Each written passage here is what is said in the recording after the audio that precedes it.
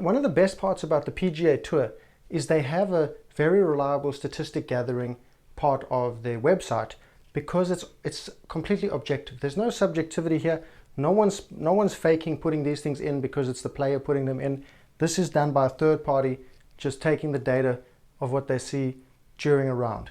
Now remember, when I say PGA Tour, I mean the US PGA Tour, where every year there's like 150 to 200 people that are playing this thing regularly. Now, they are the best in the world. I mean, if you're looking at the top 200 golfers in the world, out of the population of golfers, can we say it's the top 0.1% of golfers? Yes, of course we can. But the story you want to tell is the important part. The tour pros, they have a story they subscribe to, and these are the kind of things you see in their elite golfing systems. Where we can apply this kind of information to our game, I'll show you in a second. But we can't get too lost in comparing directly with the pros when it comes to approach game. I'll show you a way to make kind of like a equivalency for your own game and the tees that you play from, so that you can actually start to see you're not as bad as you think you are on the approach, and you can aspire to be better, but not aspire to be perfect, because as we know, it's not perfect. But we get this impression from the PGA Tour highlight reel that these guys are perfect on the money all the time. We are people trying to break 80, 90, 100, break par for the first time. We're trying to get to single digit handicaps. We're trying to just play well enough to get friends at the golf course, etc. Watching the PGA Tour highlight reel or watching the Sunday on a PGA Tour, those things are curated to keep you interested. They're curated to keep you high, basically. And when we hit the course the next week thinking that, well, what we just watched, this highlights reel, it's easy, this game's easy, bam, bam, bam, and the first 2 or 3 holes you realize it's not as easy as it looks on TV, you actually slowly start to brainwash yourself by watching that stuff with an unconscious mind that that's how golf is, and that's how you should be playing.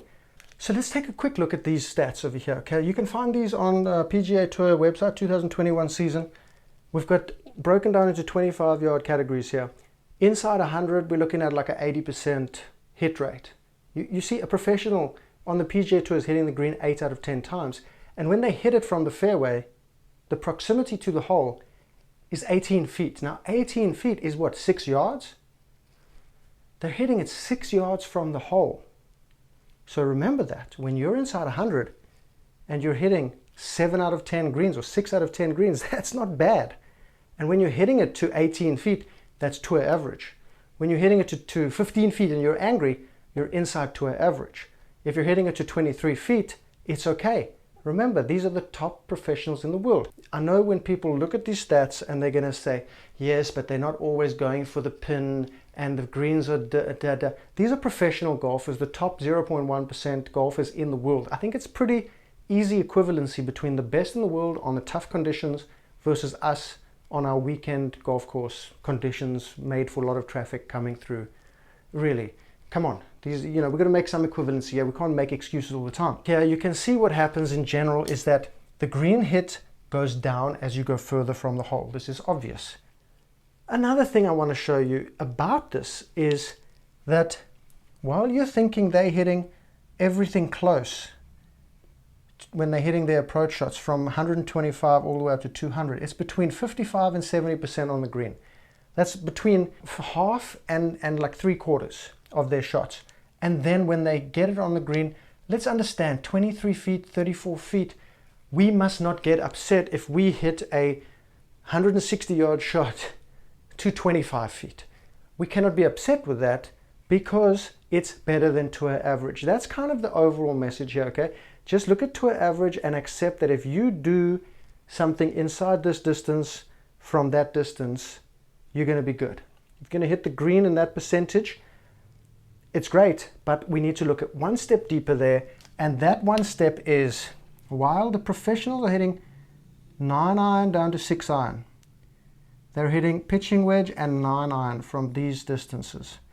We need to make an equivalency to our game based on the tees, because if you're playing 7,000-yard tees, majority of golfers are playing the wrong tees then, because you want to leave yourself shots in that you can actually hit the green in regulation, under 175, under 150 yards. So we need an equivalency of clubs so that we can understand in relative terms greens in regulation, and help us understand when we hit a shot, we don't get angry or have over expectation about how far we are from the cup.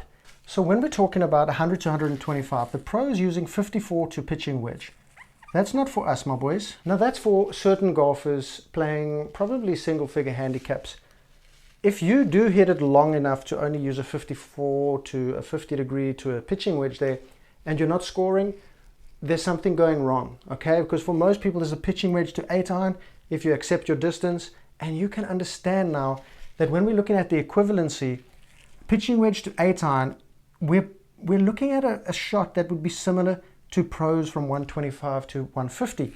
So if you're hitting your 100 to 125 yard shot onto the green 70% of the time, remember equivalency, if you can eventually get there to 70%, 7 out of 10 times, and you're hitting the ball to 23 feet with your pitching wedge to 8 iron, 23 feet to 37 feet, depending on the lie, you're doing well.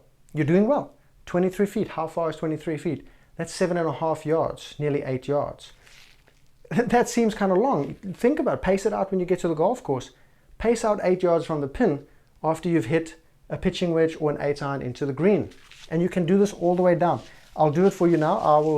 I will make the equivalency and show you. So we basically move down one in each category to make the club equivalency according to an amateur golfer versus a pro. So if you're inside 125 to 150 and you're hitting the green 65% of the time, you're actually better than tour average with the same club in your hand. When you're doing 150 to 175 and if you can hit the green 50% of the time and get it to within freaking 11, 12 yards of the pin, 11 to 12 yards of the pin from 150 to 175, you are winning, player. You are winning big time. We do not need to understand too much more about statistics. Pros are not as good as the highlights reel are showing you. They finish further from the hole than you expect.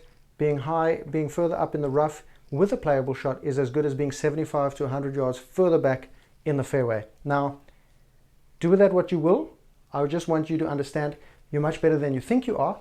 Drop your expectations a little bit when you go to play. Don't get upset until you understand how far the pros are finishing from the cup with my equivalency here. You can take a snapshot or something.